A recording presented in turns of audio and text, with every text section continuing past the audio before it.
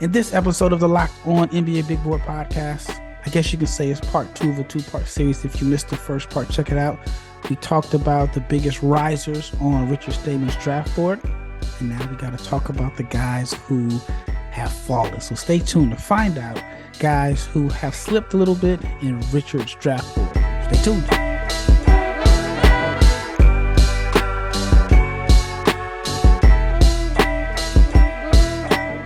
Shout out to each and every person that has made the Locked On NBA Big Board podcast your first listen of the day. I'm your host, Rafael Barlow, with my co-host, Richard Stayman. And we just want to thank you for making this your first listen of the day. Thank you for supporting the podcast all year long. 2024 is going to be even bigger and better. But before we get into this episode, I want to talk to you about PrizePicks, because PrizePicks is the sponsor of this episode, and it is the easiest and the most exciting way to play daily fantasy sports.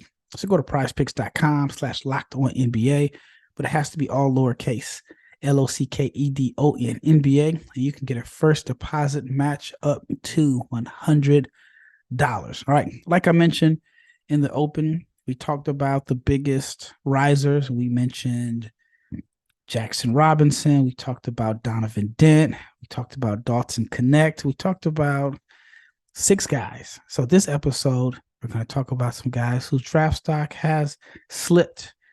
And it could be for various reasons, but Richard is here to explain that. All right. So in the last episode, like I said, we talked about your risers. Who's the guy that, is it fair to say is like the biggest disappointment for you as far as like their draft stock and how it has slipped since the start of the season? Yeah, for me, it's Riley Kugel. Both of us sang his praises. I think we were both expecting him to be the number one sophomore this year, and just has not happened. His shot looks worse. He's not producing. Like, it looks like he had a sophomore slump, and it's wild. Like, I think he's a second round prospect at best at this point. Yeah, man. He's a guy that I think he should have. Looking back at it, of course, you can say it's easy to say now, but it looks like he should have just rode the wave that he had last year. He finished really strong at the end of the year. I did have a little bit of concern how he's going to fit in with the new guards that they brought in. And so last year when he really took off, it was like his team. Colin Castleton was out and he had the keys. And he's struggling, really struggling. 38% from the floor, 26% from three. The turnovers are still high. It just looks like he made a mistake by coming back to school. And it's still time for him to turn it around. But I can say that I agree with you that he has been one of the bigger disappointments this year.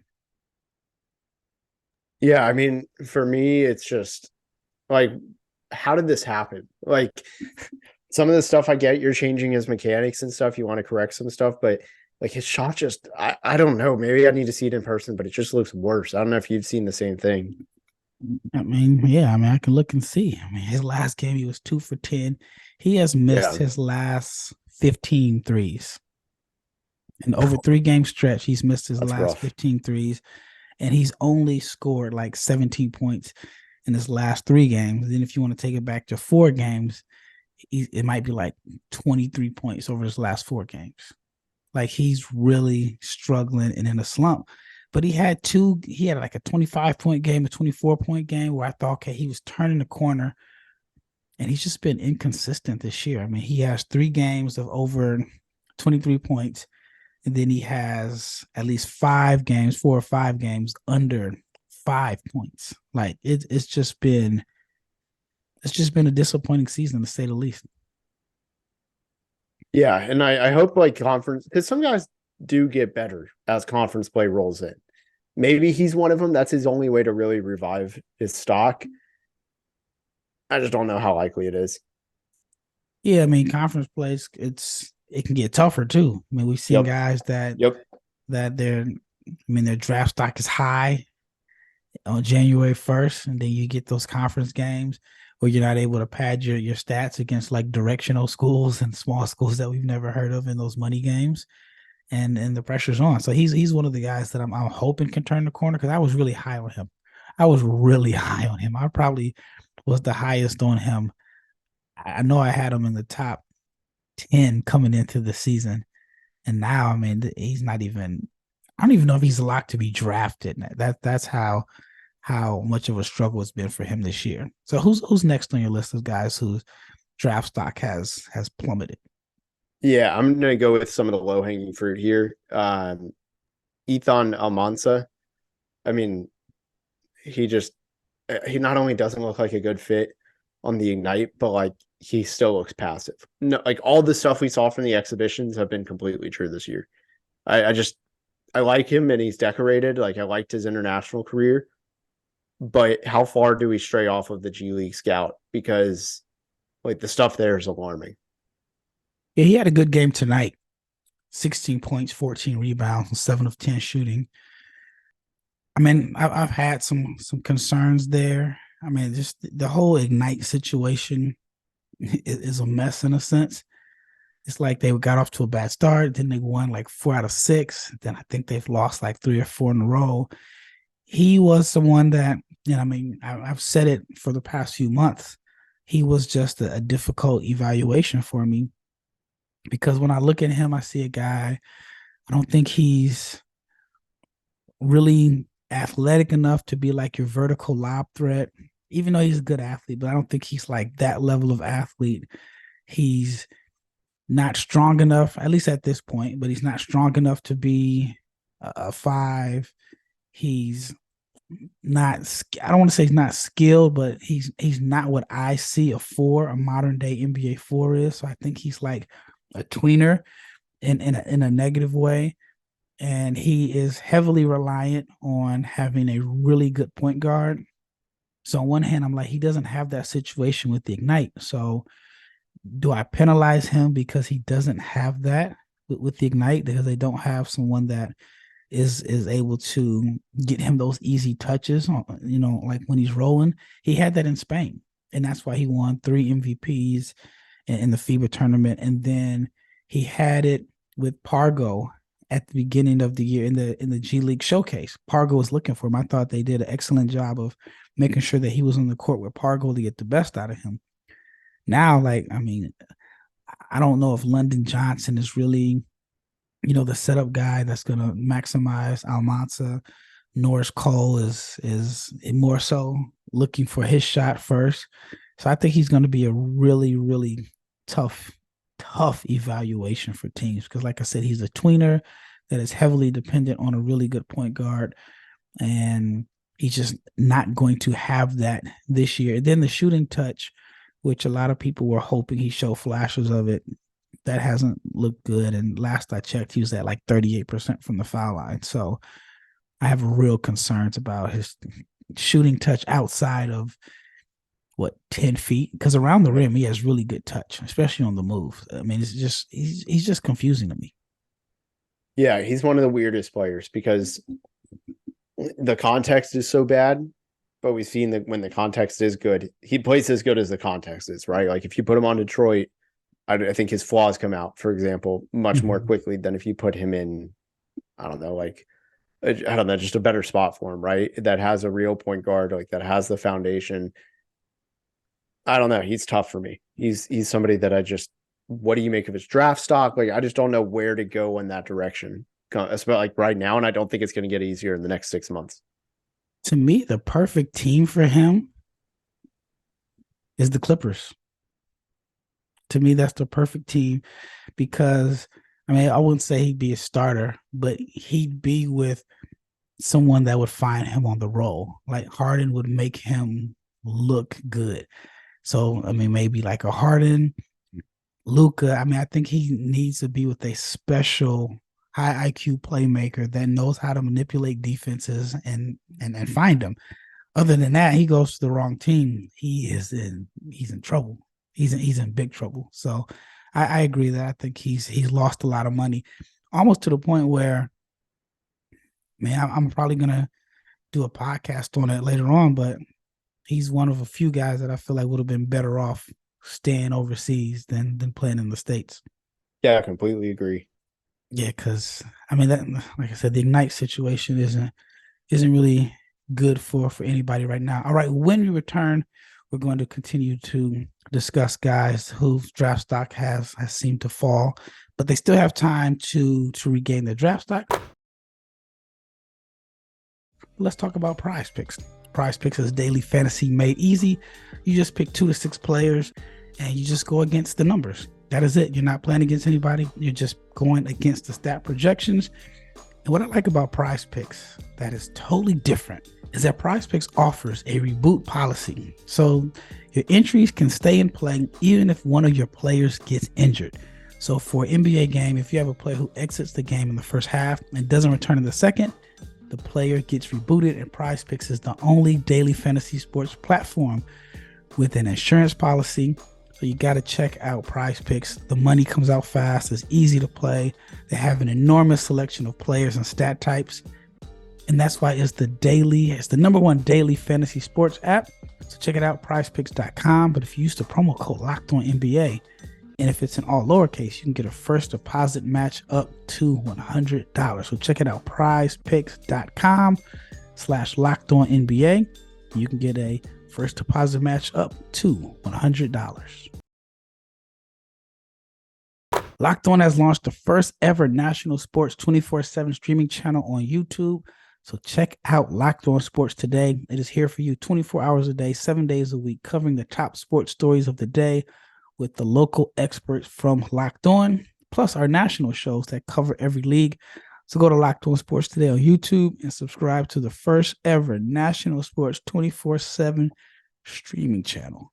All right, second segment. Hopefully my voice can hold up. I don't know what's been going on. It's been in and out for the past, I guess since I went on that safari and I slept in a tent outside. My voice is, I don't know what's going on, but hopefully I can finish this episode strong. All right. So we talked about Riley Kugel. We talked about Izan Almansa. Who's another player you feel like his draft stock has dropped a little bit? Yeah, I'm going to go with Tyrese Proctor. I'm stunned. I'm stunned. Excuse me. I can't talk now. I'm absolutely stunned. It is late. It is late. Yeah. I'm stunned that he is not better. Like, he's 1 point a game better than he was as a freshman last year. The whole argument, from myself included, was, look, he reclassified. This year's his easy breakout year, even with the guards that are with Roach and Caleb Foster. Like, he'll be fine. He'll still be able to be more efficient in his touches. That's not been the case. He just hasn't taken a jump. I don't know if he's just somebody we have to be a little bit more patient with, and that he's going to do it as a junior or senior, whereas we wanted it to be a sophomore. I just haven't seen it. Like, the shot looks better. Outside of that, is there anything else that I can really write home about? Probably not. Some of the playmaking, I guess. But the decision making has been great. Yeah. 4.5 assists per game to 1 turnover. I haven't seen a 4.5 assist to turnover ratio in a long time. I mean, I just think he projects to be a good backup point guard now. I mean, I think we wanted him to be better because the size and the flashes of shot making and so on. But I think right now he just looks like he's going to be a rotation player, a big backup point guard that can run the offense. I'm more disappointed in the shooting because I know last year he got off to such a terrible start from 3. And then he was strong at the end of the season, but I felt like, okay, the shooting percentage on paper didn't necessarily reflect him as a shooter because he got off to such a terrible start. And then the whole reclass thing, on one hand, it sounds good, but if you think about it, he's really with his right grade. It wasn't like he was 17 or turning 18. So I'm not going to give him the benefit of the doubt there. But I just think at this point, you say, all right, he's a big guard. He's a good decision maker. He can initiate or run the offense for the second team. And if he ends up being a more reliable shooter, which is fair because he's a good foul shooter, then you may have something there. But yeah, I mean, just as far as like the flashes that he showed last year, I haven't seen the same flashes this year. Yeah, that's exactly it. It's the flashes, right? Like, it's just hasn't been that crazy. Yeah, I mean, what was the game? Was it Tennessee last year, the NCAA tournament? Yep. that's when I was like, okay, this guy is tough. And I remember making the comment that I thought he may have had the highest upside out of all the players on Duke's team last year because of the size, the playmaking, the shooting, and the shot creation. And it's going to be hard to pass Lively because I think Lively's going to be. Lively's he's going to be really good for a long time because he came into the right situation. All right, who's next? Yeah, so for me, I got Justin Edwards. He's somebody I liked throughout EYBL. Thought the explosion looked a little bit better in high school, but his lack of ball handling, his lack of shooting, and just like his defense is probably, I'd say it's like good, but just not having a hat to hang on to for offense is really, really showing. And every stat backs all of that up. The 3-point percentage and free throw percentage are bad. He has more turnovers than assists. Like all of that adds up. And how is it like, yeah, he's 6'8", he's athletic. I don't buy the shot. And he's an older freshman. This? And also that, yeah, he is an old freshman. How are you making that work in the NBA? I just have a hard time.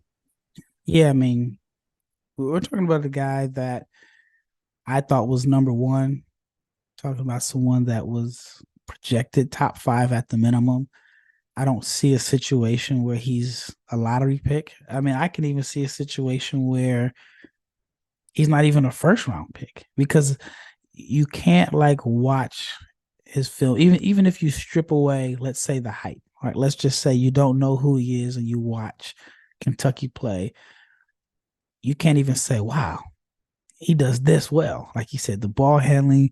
And it's crazy because what I liked about him was I thought that he did so many things well. Like I didn't think that he had something that really, really stood out, but I thought he did everything well to where he can rebound, he can pass a little bit.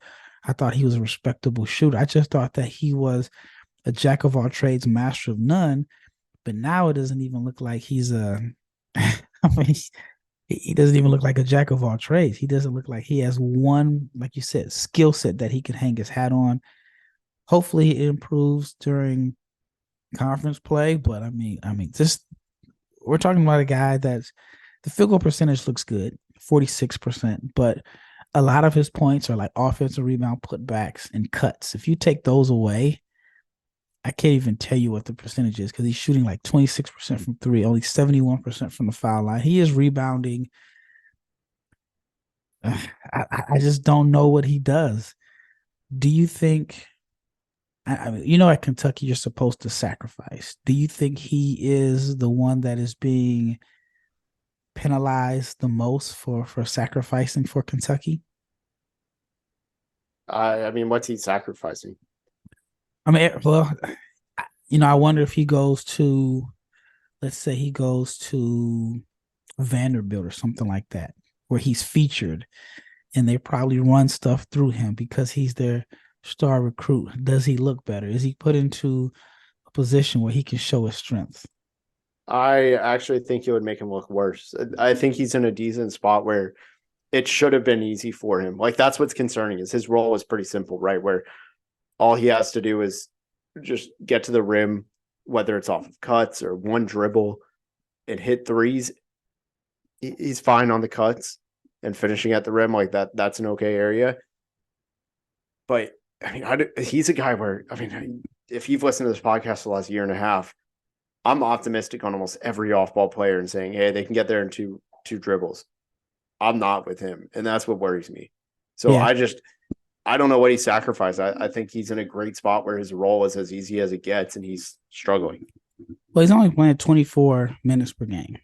Yeah. So I think if he goes to another situation, because I do think there's some of these guys, they'd be better off going to a Power 5 school, a mid-level team at a Power 5 school where you can be featured and you can show your stuff.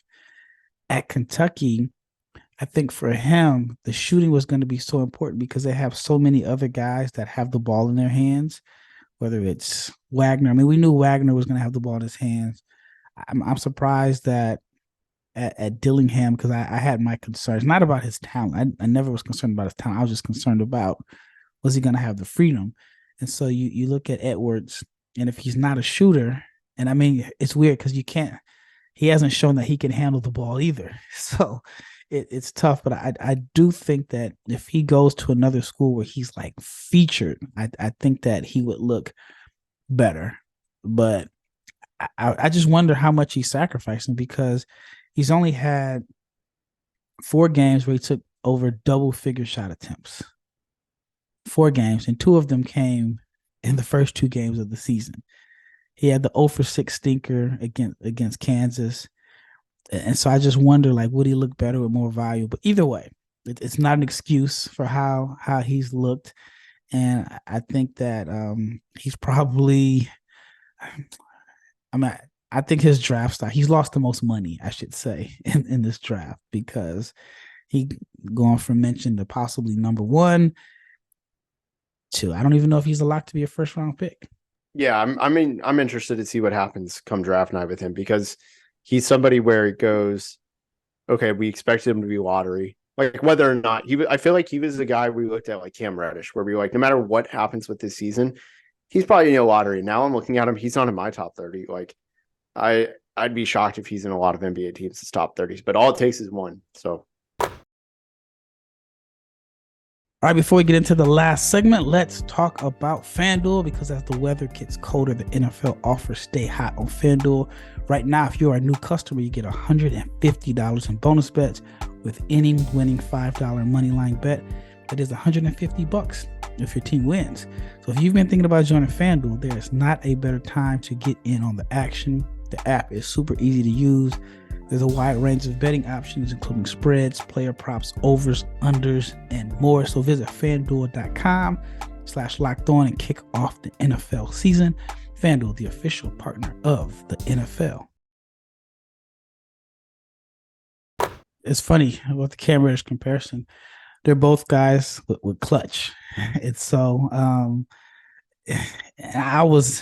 I've mentioned it before. I was a big Cam Reddish guy, huge Cam Reddish guy, until I went to the under-19s in 2017 in Egypt, and I saw him play against RJ Barrett, and RJ had like 39, and I was like, this is the guy that people are saying is the best. I mean, at one point people said Cam Reddish was, even NBA players talk about how great he was. And Cam is, I mean, even now, like, he's having his best year in a sense, as far as like with the Lakers and playing. And even now, his numbers are not good. Like, he's not efficient at all. I don't even think he's shooting 30% from three. I'm gonna pull it up right now. He's averaging 7 points, 40% from the floor, and 30% from three.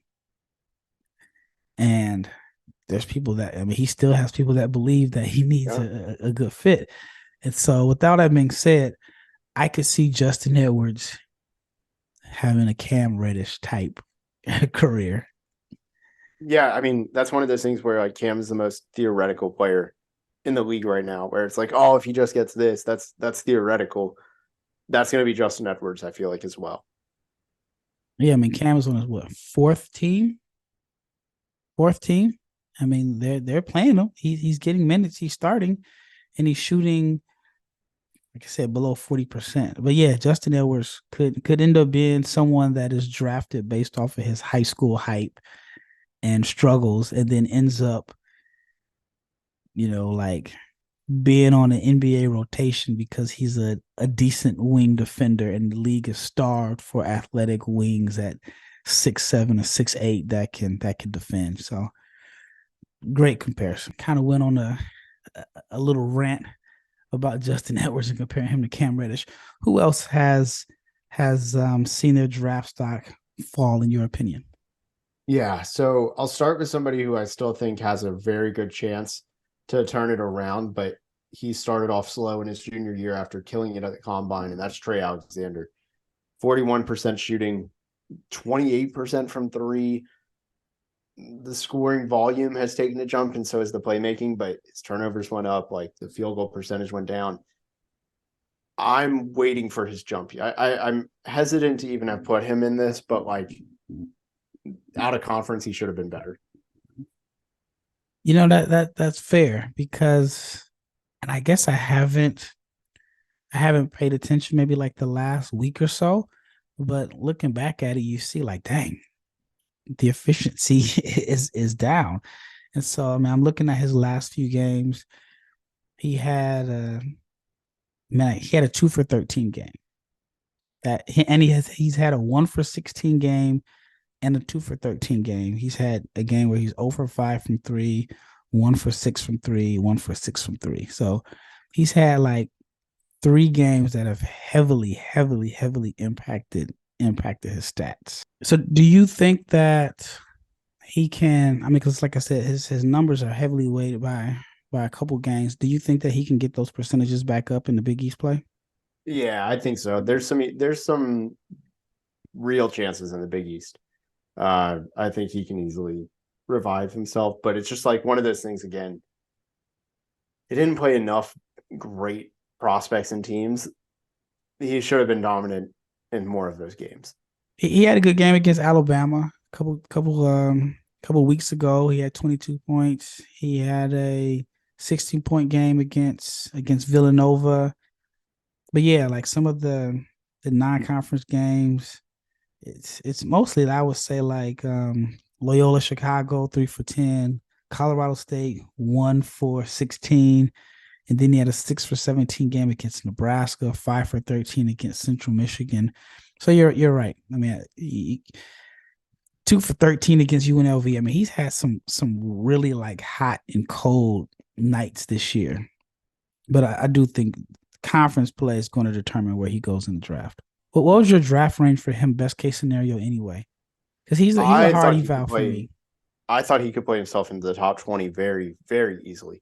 I mean, probably even higher in this class, putting him in the lottery. I mean, he left the combine on a very high note. He measured extremely well.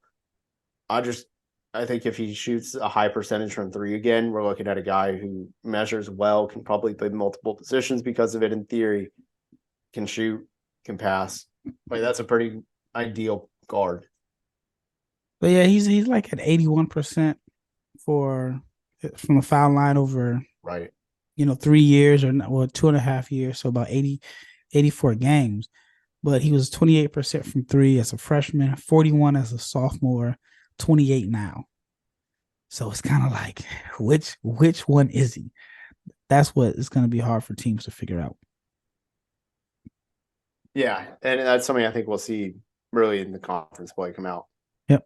All right. Who's the next prospect on your list? Yeah, this will be the last one. Actually, I got two. They're kind of tied together. Both Spanish players, Aday Mara and Baba Miller. I mean, I know you're not a Baba Miller fan, but Aday Mara has been super underwhelming. Part of it is that him and Adem Bona is probably not the best fit, but also Probably. he's just I mean, lost. I never understood that. Never understood that from the beginning. Like, on one hand, I could see, okay, you're coming from another country, UCLA is recruiting you, and then you go to UCLA, you see, the campus is beautiful, the palm trees, it's LA, but you got to pay attention to the fit. You have to pay attention to the fit, and it's been an awful fit. He looks lost, like you said, physicality, but I was not super high on him anyway. As a passer, yeah, I think he is a phenomenal passer, but I didn't think that he could score in the low post. I mean, he has a high center of gravity, so it's easy to push him out of his spots. I mean, he's all legs. You just put a forearm in his back, and you can push him out. You can push him to the 3-point line in a sense. I know he has touch and he can shoot a little bit, but I didn't think it was good enough to make up for his lack of, just for his lack of low post scoring. And then I feel like defensively, he was blocking shots strictly because of his size, not because he's like very good at timing and so on. But as you can see in college basketball, he's facing really good athletes, and people aren't really intimidated by his size. If anything, people are more so trying to like go at him because of his size. You can see where he struggled. And then Baba Miller, I don't know, man. He's, as my brother calls him, a permanent potential guy. He's going to get drafted high because somebody's going to just say, hey, he's a project. We don't see guys that are 6'11" that can move like he does, but he just doesn't have any assertiveness in him. He got a pass last year because of the whole suspension thing, but this year, I mean, he's averaging 7 points per game, 42.9% from the foul line. Yeah. That's crazy to me. Yeah, I mean, just a point on each, and then we can close it out. I mean, dude, like Baba Miller didn't even show any flashes last year. You look at Sharif Cooper, right? He came back from the suspension and dropped one of like an insanely impressive game. We saw so many of those flashes, and we never just saw the suspension kind of lost its merit to me when I was like, okay, his best game was maybe 10 points. Like he never had those big games. And then with Mara, I mean, the notes I had on him were, look, bro, you're 7'3" in college basketball. You got to be a tree or a wall, whatever you want to call it, at the rim instead of just like he's gambling for everything. He's swiping, he's jumping. He's got to be better at that. And then also he doesn't rotate well, and he doesn't look like he knows how to play as a 7'3" big in college basketball. Like that, you watch him versus Zach Edey using their size, and it is night and day difference. Yeah, and like I said, I had it. I think it was an episode of my brother. I was like, man, there are people who still have Mara ahead of Zach Edey. And I'm like, I don't care where you're at in the world, what league you're in, Zach Edey would eat him for lunch and spit him out. Like there's not a situation where he's better than Zach Edey. And I know you can say, some people say, well, Zach Edey can't defend in space, and in the pace and space era, he wouldn't be good in NBA. I'm like, well, you can't tell me that Mara would be any better. So it's like, why is he ahead of Zach Edey on anybody's draft board? Yeah, I mean, I completely agree. Yeah, he might have been better off staying in Spain, but Baba Miller, I mean, he had a game, I think it was against North Carolina, where he, you saw like, okay, maybe he turned a corner, but even in that game, he did absolutely nothing as far as just like, I guess he had 4 rebounds, but I think the difference between him and Sharif Cooper, and I say this all the time, if you're a small guard, you always have to prove that you can play. You have a different mentality. You have to like have an extra level of competitive fire, an extra level of like dog and assertiveness in you. When you're 6'11" and skilled, you have to prove to people that you can't play. And Baba Miller is going to have to prove to people that he can't play. He may not average 8 points a game this year. He could have the same numbers throughout the rest of the season, and somebody's going to take him in the first round and tell him, prove to us that you cannot play. So I think that's why there was such a big difference in him and Sharif when coming in midway through the season, and how they have totally different impacts and mindset. Yep, completely agree. Yep. Would you draft him? No, neither of them. I mean, look, if you're taking calculated risks, find guys that have better feel for the game at the same age. Well, that wraps up this episode of the Locked On NBA Big Board Podcast. Thank you for listening once again. Thank you for making this your first listen of the day. Thank you for supporting us all year round. Just dropped 2 episodes for you. Stay tuned for some future episodes coming up. We got some mock drafts to do. I think it's about fair and time to do some mock drafts and big boards. I'm really not too big on doing them. I mean, I like to do one before the season.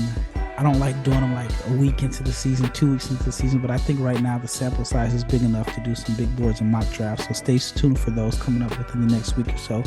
Once again, it's Rafael Barlow with Richard Stayman, and we are out.